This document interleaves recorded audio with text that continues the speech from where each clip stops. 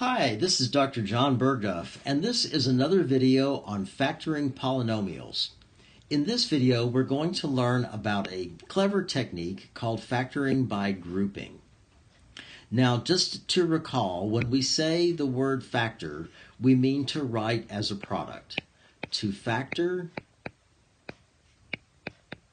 is to write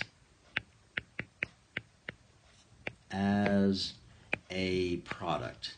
So the goal of factoring a polynomial is to end up with two or more polynomials that are multiplied together to give me the original one. Let's look at an example.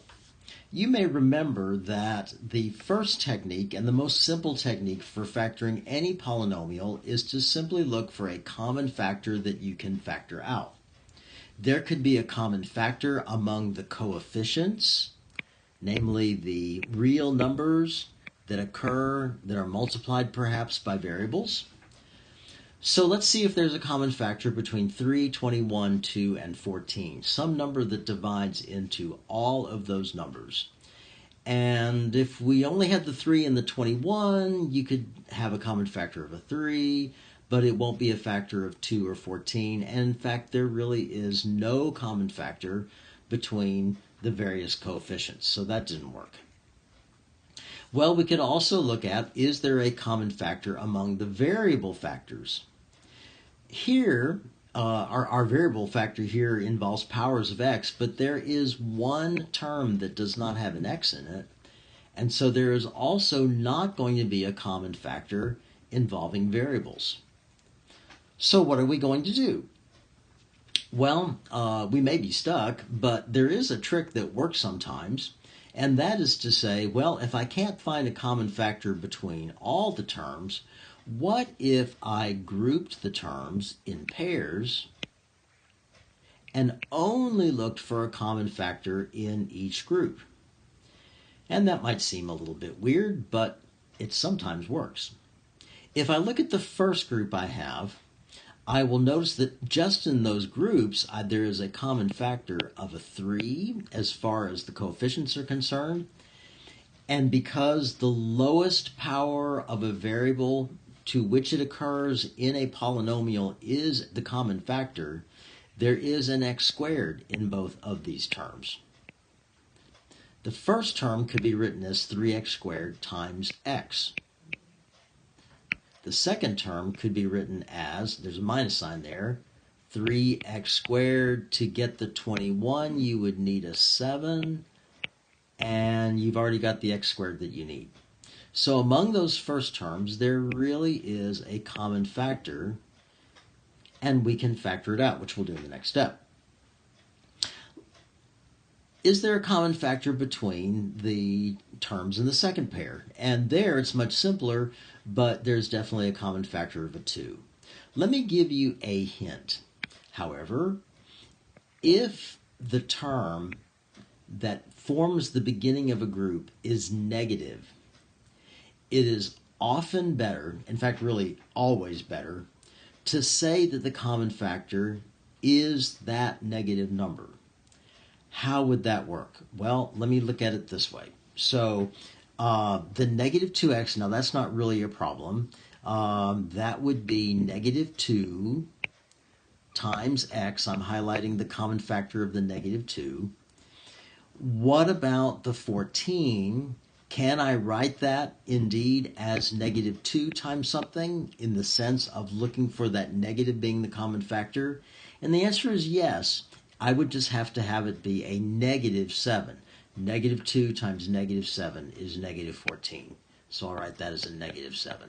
And now I have two groups. Looking at the first group again, the common factor is a 3x squared. And what goes in parentheses are the leftover factors that I have not yet factored out. There's an x from the first term and a 7 from the second term with the minus sign in the middle, just recognizing that. From the second group, go ahead and factor out the negative 2. And what would be left? There would be an x from the first term and a minus 7 from the second term.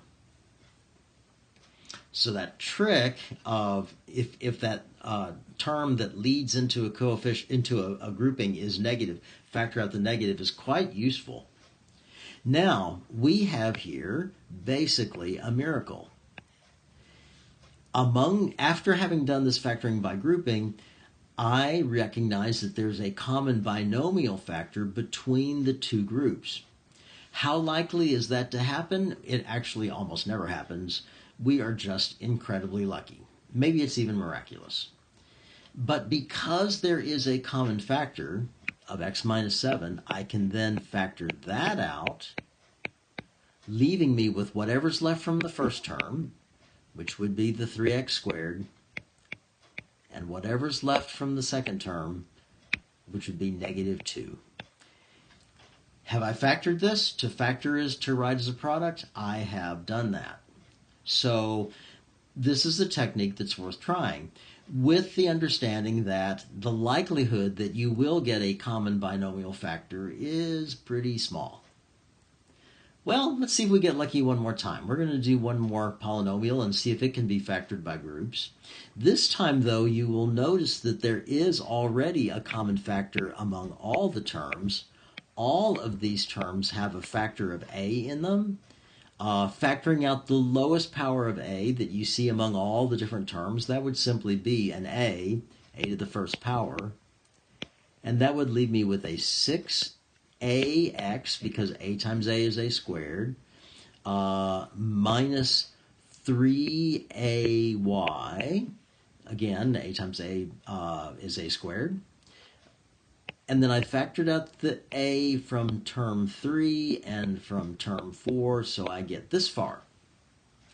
What I have done is written as a product, so I could be sort of lazy and say, oh, I've written as a product and I'm done. But we don't want to be lazy. We want to look at each step and ask whether the remaining polynomial can be factored further. There's no common factor in here, so let's try this grouping thing again and see if we have any luck. Looking at the first group, there is a common factor between the coefficient of 3 and 6. 3 would be a coefficient, and I also have a common factor of an a. Now I'm going to do this just a little bit faster and hope that it is okay this way. We need to not forget this a. I'm going to write a large parentheses here for everything that's left. I'm going to go ahead and do the step, kind of all at one time, of saying that the common factor of 3a can be factored out, knowing that there'll be something left in parentheses. The first term in the parentheses will be whatever I need to multiply by to give me 6ax. And to do that, I would need a 2 to get the 6, and an x to get the x. And then looking at the second term, I factored out the 3 and the a, but there would still be a negative y left over. So I can factor out a common factor of 3a from the first pair, 3a times 2x minus y. Is there something in common between the second terms of the second pair? Yeah, there's a b there. Since this coefficient leading into the pair is positive, I'm just going to factor out a positive b from the remaining two terms, and I'm going to look and see what's left.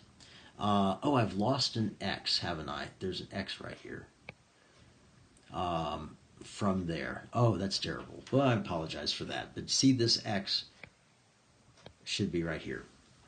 So when I factor out the b, I would be left with a 2x from the first term and a y from the second term, like this, big parentheses. And the miracle occurs again. I have a common binomial factor. From that, I still have the a up front, no problem with that. But from what remains, I can factor out also a 2x minus y that's in common. The big parentheses are no longer really needed because we'll have a product times a product. What's left from the first pair, from the first group is 3a. And what's left from the second group is b. So I can indeed go farther. A times 2x minus y times 3a plus b. My apologies for the little mistake in there, but I hope it still makes sense. Is this a technique that will work often? Nope, but it is clever, and every once in a while it does.